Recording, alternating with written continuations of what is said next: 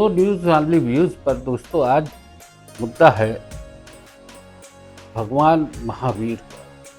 24वें तीर्थंकर जैन धर्म के महावीर भगवान महावीर वर्धमान से महावीर बनने की जो यात्रा है, लगभग 30 वर्षों की एक तपस्या साधना और उसके बाद जो निचोड़ निकला वो था अहिंसा।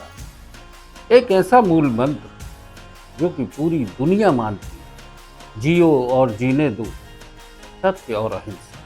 अहिंसा के दो महानायक हुए हैं।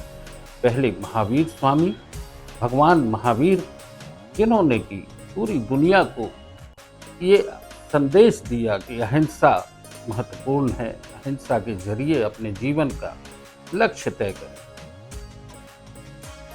उन्होंने अहिंसा, सत्य, अपरिग्रह, अस्तेय और ब्रह्मचर्य जैसे 4 सिद्धांत भी दिए। जैन समाज, जैन धर्मानुयायी इन सिद्धांतों को कहाँ तक और कितना मानते हैं इस बारे में तो नहीं कहा जा सकता, लेकिन एक बात तो है कि अहिंसा एक बड़ी चीज़ है। ये बात महावीर स्वामी ने कही 599 ईसा पूर्व, जब भगवान महावीर यानी वर्धमान का जन्म हुआ तो उनके मन में आया दुनिया को समझने की, दुनिया को जानने की इच्छा हुई। वे क्षत्रिय कुल में पैदा हुए। बहरहाल एक तपस्या, एक साधना रही। उन्होंने जीवन को समझा और एक कैवल्य ज्ञान उन्हें प्राप्त हुआ। आज मुद्दा यह है कि नमोकार मंत्र का उच्चारण हुआ। नमोकार मंत्र के उच्चारण के साथ योग साधना हुई और बड़ी संख्या में जैन धर्मानुयायी और सभी धर्म के लोग यहाँ पर रविशंकर शुक्ल स्टेडियम में उपस्थित होकर उन्होंने नमोकार मंत्र का उच्चारण किया, योग किया। एक ऊर्जा का संचार भी हुआ। दूसरे दिन रैली निकली, भगवान महावीर स्वामी की रैली। उनका एक रजत रथ निकला और उस पर भगवान महावीर स्वामी की झांकी के साथ हजारों हजार श्रद्धालुओं ने नमोकार मंत्र के साथ ही जियो और जीने दो, सत्य और अहिंसा का उद्घोष।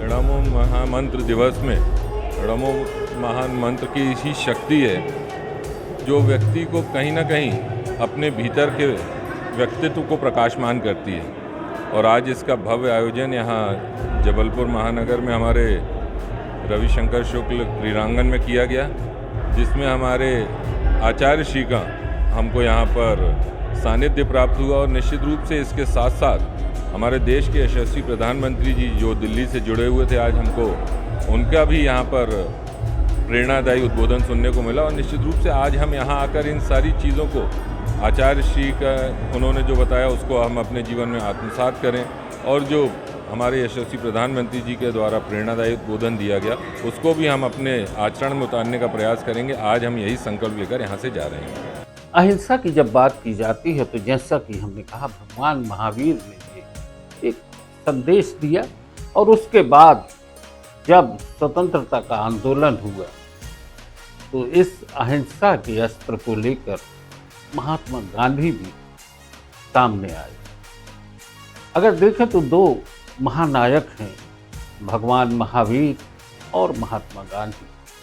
अहिंसा की बात की, अहिंसा के शस्त्र से उन्होंने, शस्त्र इसलिए कहा हमने कि अहिंसा के जरिए ही भारत को एक स्वतंत्रता की राह मिली।